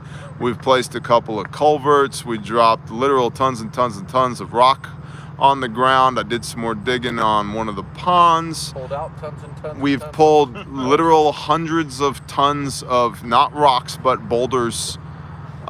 Imagine the car that you drive made out of rock and double it in size. Dude, it might be thousands of tons. It might be thousands, that's true. It's probably pretty close. I've moved probably 3,000 cubic yards of dirt at a big link belt traco to prep the area where the leach field is going to go. And we met the neighbors, talked to the neighbors about expanding the road to get in there so we could bring trucks full of supplies in. Did some grading. What else did we do? Cleared the path for the power line. Cleared the path for the power line. Yep. I dropped a lot of rocks. Oh, found the who we need to talk to about the water meter. Excuse me. And we located internet nearish to there. So it's been very fruitful in the last few days. Yeah. I needed tires on my truck unexpectedly. Had a flat, and we blew a radiator. And your truck needed oil. And another truck, the water pump is questionable. And then Dudley's dump truck ran out of fuel. And then the track hole, they brought the first 322 hours on this link belt. Brand new, beautiful machine running like piled dog shit because it's got 2 fuel filters on it and the service guy only replaced one of them and then hung a ready for rent tag on it and they sent it to us. And oh, by the way, global supply chain can't get the other filter. So just run it the way it is. I'm on my plan D truck. Yeah, you're on truck D. Yeah. Yeah. Let's talk about pace planning. Primary, alternate, contingency, emergency. What should you prep? Fucking trucks. Yeah. Yeah. All of the trucks for different types, different towing capacities, all that. That's exactly right, Ed B. We were talking about that yesterday. Almost like someone doesn't want y'all to do what y'all are doing. Yeah, which is why we rebuke the enemy in Yeshua's name constantly. And we laugh at our dreams. And we laugh at our trucks. Yeah, like. It was one day on site, everything was just like compiling going wrong. Yep. I remember I walked up to you, I was just like, hey dude, are we like doing work for Yah or something? Like what's going on over here? Complete shit. And we rebuked it, and then the next day it was just monster progress. Yeah, Yep. Wednesday was just murdering the to-do list. Just absolute Yesterday was just, assassination. and that was even with your truck running low on fuel. Well, I was like, I guess I get another couple hours on the track. Cool, whatever. It is, bro. Once Bob got there, he started praying, saying Hasatan, I rebuke you. And I said, Bob, easy. This is just another test from the Father, introducing us to people that we need to know so that we can have better planning in the future. Hey man, I knew that we were there for a purpose. I just wanted to make sure that air brakes stayed engaged. Oh, once air brakes lock, you're not moving. Yeah, that's how air brakes work. Yeah. When they have no pressure, they're locked. Yep. Copy. Not the other way around. Yeah, I'm not a truck driver. Yeah. Internet, so. Brakes Well- need to do brake shit. Yeah. Yeah, So all I know is I kept hearing a noise, and I was like, That that don't was sound the- good. That was the don't sound cab just dropping down. oh yeah, that's the air ride airbags on on the cab. Oh no. Oh yes, best adult No. dating site again. Oh, good. Nice. Oh, and this one's in New Jersey. Beautiful. New Jersey. I don't know Love Chat 1 XYZ. We did have that guy looking for a wife at 60 though. I think he was in Iowa. That is Probably true. a human trafficking website. Prob- Let's go. Let's roll him up. Speaking about human trafficking, What? no? Oh. Hey, Grindstone, go subscribe to the newsletter. Yes. Thank you, I am JP. Where you buy seeds? Me buy seeds from store. Seed store. Me put seeds in soil. Listen, following Yeshua, Seed grow they fruit. sell seeds. Fruit grow bear. Bear grow seed. Circle life. Oh, weed? Out of rocks. Out of rocks. Yep. That's a spiny animal. Bear, why do you frown upon the 9mm 1911? Because if you're going to have a 38-ounce steel gun, it better shoot a 45. Because otherwise, carry a Glock. It weighs literally half as much and literally holds more than twice as much ammunition. That's why. Because I'm super practical. Like, I'm trying to think about, like, what do I have that's cool just for the sake of being cool? I mean, like, any inanimate object in my life, like, my drums are cool. That might be the one thing. No, but that serves a purpose for you. Yes, That's practical. passion. Yes. Yeah. Keep trying to think. You don't. It's not that you don't have cool shit. It's that your cool shit is practical. Right. You buy shit just to be cool. That's how I define cool shit, is if it's practical. That's super real though. Yep. I mean, you got a panda just to have a panda. I do, yeah. That's true. I do. I got that patch of bamboo in the front yard, and I'm like, somebody get on the dark web and find me a panda bear.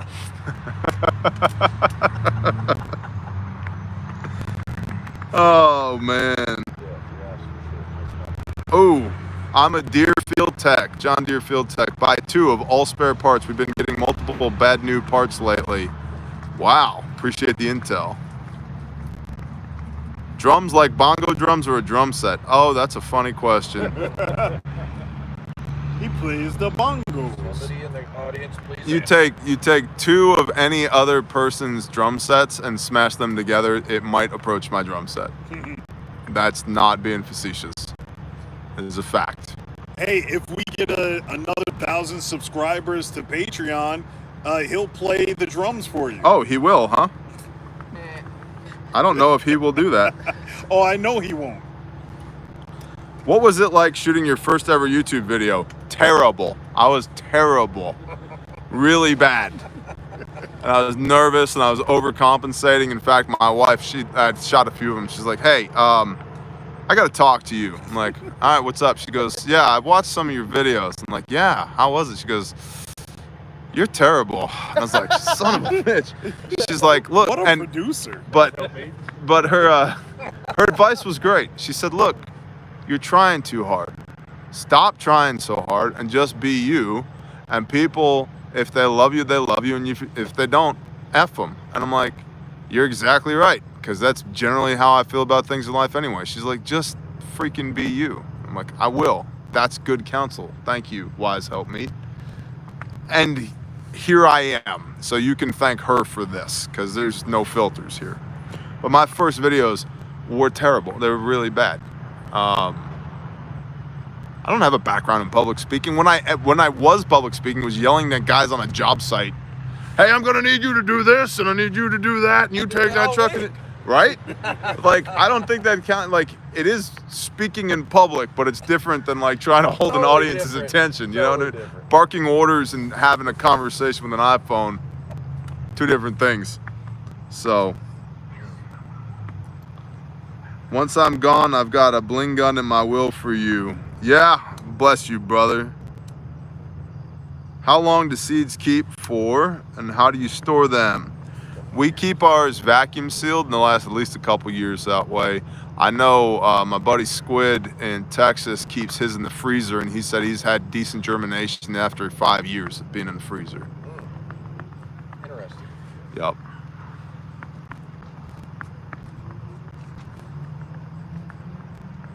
You are just as essential as an IFAC, Barry. Thank you, Thomas Prescott. Brother Gas, if I had time for 100-pound hail, we'd be doing it right now. I love the idea of it. I got too many other things to do, homie. And that's the challenge. Like, I talk to my wife about this often. Like, what do you do when everything you do is important? Like, where do you cut time from? Yeah, well, but even sleep's important, right? Like, you can't go very long without sleep. But it's like, so what are we going to do? Like, all right, we're not, okay, I'm getting a little overwhelmed. Shut down the rescue and rehabilitation of juvenile human trafficking survivors. Nope, not doing that. I'm getting a little overwhelmed. All right, don't hang out with my wife and kids. Nope, not doing that. Getting a little overwhelmed. Well, there's a camp meeting tonight. I'm going to skip it? Nope, can't do that. What about the businesses? Should we not do the business anymore? Nope, I'm not going to do that. Okay, like, it's just, I talked a lot about this in the recent Patreon video, but when you find yourself in that position, at least for me, when I find myself in that position, my best counsel to myself is stop everything that's non-essential, and non-essential in the micro. Like, what do I need to do right now? Do that and create a little bit of space, because you need space to maneuver, right? And so create a little bit of space, and then usually what I do with that space is I go and I buy myself lunch, and I pay the waitress. I tell her, there's a $20 bill with your name on it if you will leave me alone for the next hour. I don't need more water. My steak tastes fine. I don't need more napkins. And I'm not trying to be a jerk. I just need you to leave me alone. And I will give you $20 to leave me alone. I don't need anything. She's like, okay, great. Take a sheet of paper.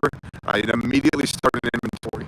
Everything that's annoying me, everything that's overwhelming me, everything I'm pissed about, anything I'm feeling any kind of feels about, I just start writing it down. One line for each thing. And after I puked it all out on the paper, now I can see it.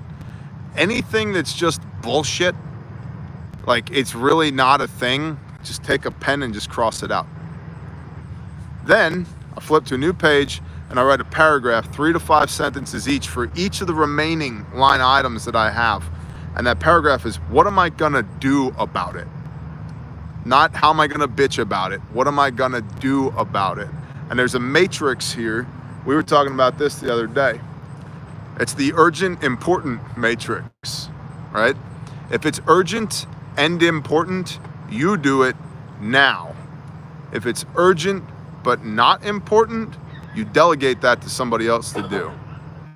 If it's urgent, if it's important but not urgent, you schedule it. You find another time to do it. You don't need to do it right now. And if it's not important and not urgent, get it out of your damn purview. Why is it there in the first place? Not urgent, not important, that's the definition of bullshit. Just get rid of that. So I go through that process, 3 to 5 sentences of what I'm going to do for each of the things that bother me. And then I prioritize. What do I got to do like today? Like when I leave here, when I leave this lunch date that I just had with myself, what do I need to handle right now? That, and I'll literally put a 1 next to that paragraph, then 2 next to the next one, 3 next to the next one. Now I have prioritized so that I can execute, and I'll start banging those things out. And I'll make notes. Give this to Bob. Give this to Katie Lynn. Talk to Dudley about this. Cross this thing off. It's not important. Set this in my calendar. Now I have a battle plan. Now, because overwhelm comes from not from having too much to do, it comes from the perception of I can't do all of this stuff, and then the pressure that comes with that. If I don't do all this, we won't be able to make payroll, and there's going to be people that we don't get to rescue, and my people are going to be mad at me, and I've got all these pressures on me. My wife's going to be mad that I didn't spend time with her. Like, we suffer more in our own minds than in reality, right? That whole cacophony of inner voices starts screaming at you. The next thing you know, you think you're a piece of shit and you're beating yourself up over it. And like, now you definitely can't maneuver. And so create space, prioritize and execute, do a self-checkup, and then go to work, and then just start maneuvering again. So that's my cool story.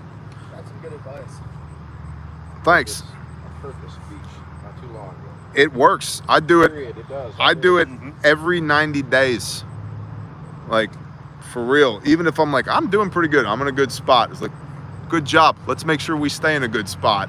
It's checkup time. Go to lunch. Yep, go make a list. And what's cool is I use the same notebook for every list. And so I'll go back and flip through and look at what was bothering me 3 months ago, 6 months ago, 9 months ago. And it's like, that was nothing. And that's great for perspective, because you look at how, like, what did I prioritize as my number one issue on this day? And then you look at it as like, nothing. That's a joke. Dude, right? Toughen up, cupcake. But in the moment, it's, what am I going to do? And it's like, Stress and pain are relative. yeah, that's exactly right. And so it's like, it's not a thing. But in the moment, it seems like a thing. No, I was just going to chime in saying that I make lists daily, make sure I check them off weekly. At the end of the week, before the Shabbat, see how efficient I did on all of my lists, and then reprioritize everything that I didn't accomplish for that week for the following week. That is true. And then you text me on Sunday.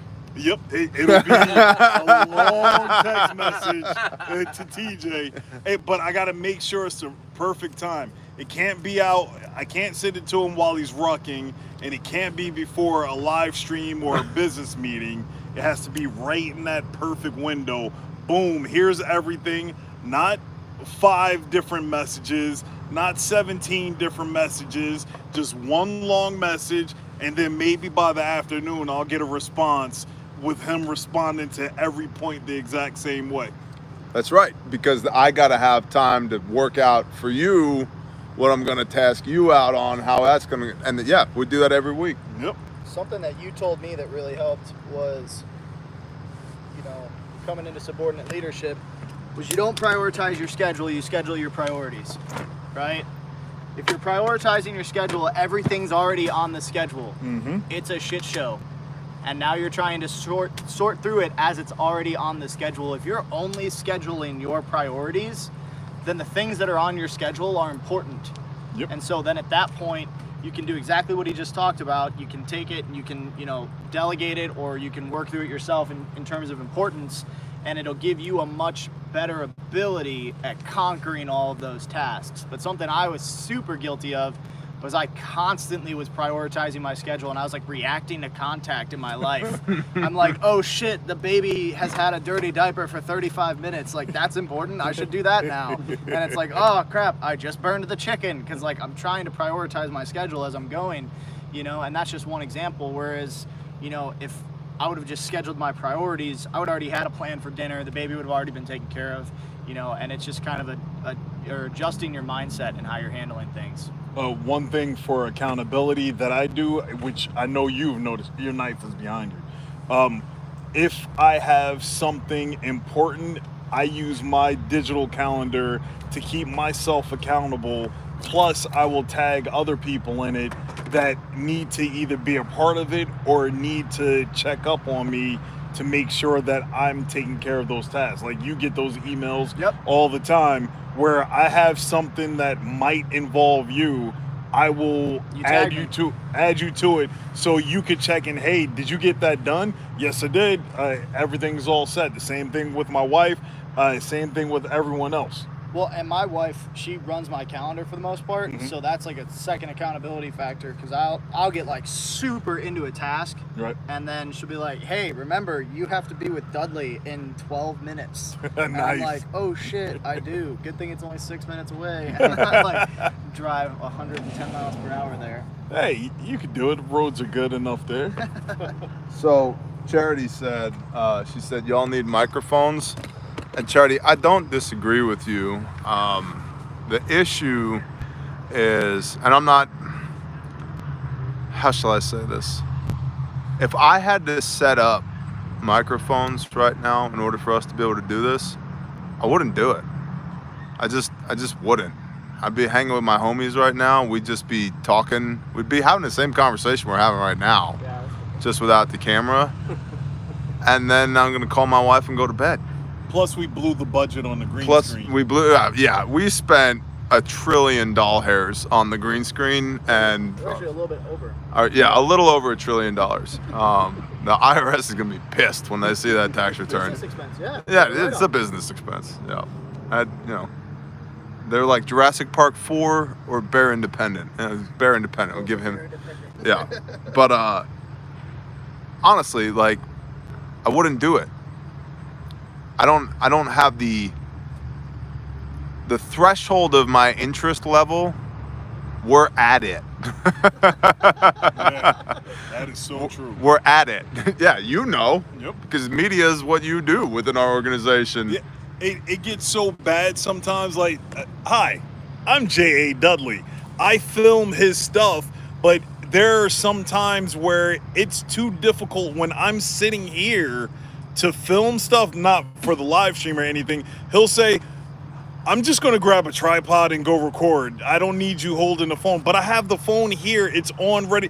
I'll just use a tripod. That's easier. And like, Okay, that's what I'm hired for. No, it's good.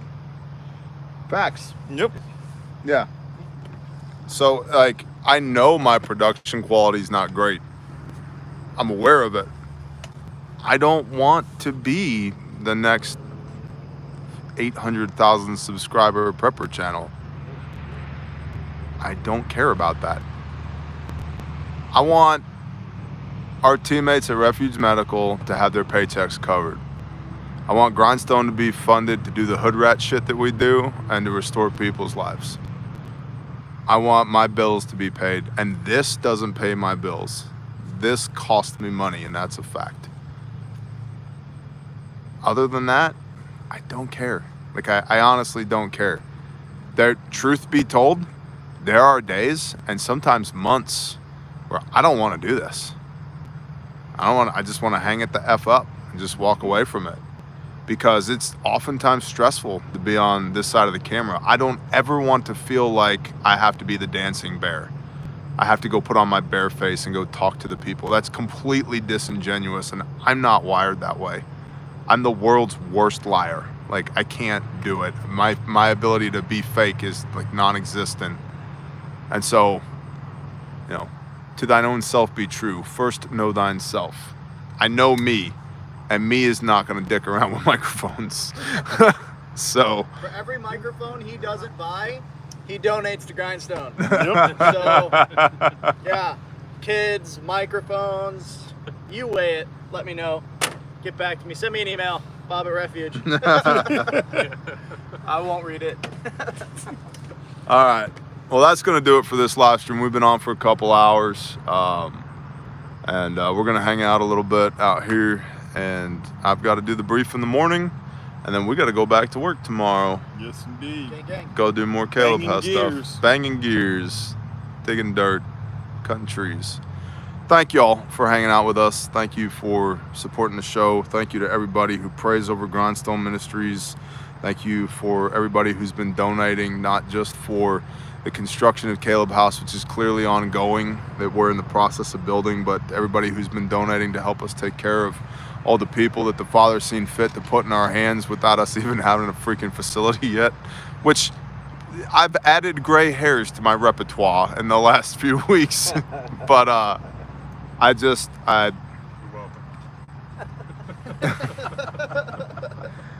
I'll tell you this, the reason I do keep coming back, and this is, I'm a bad liar, and I'm incapable of cheesy bullshit.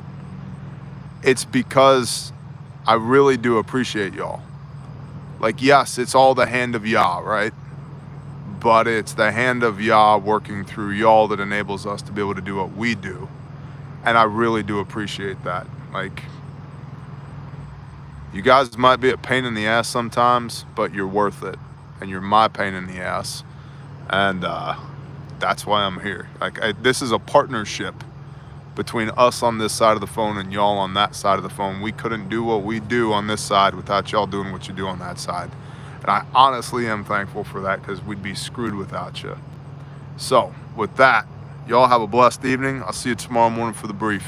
Shalom. Shalom.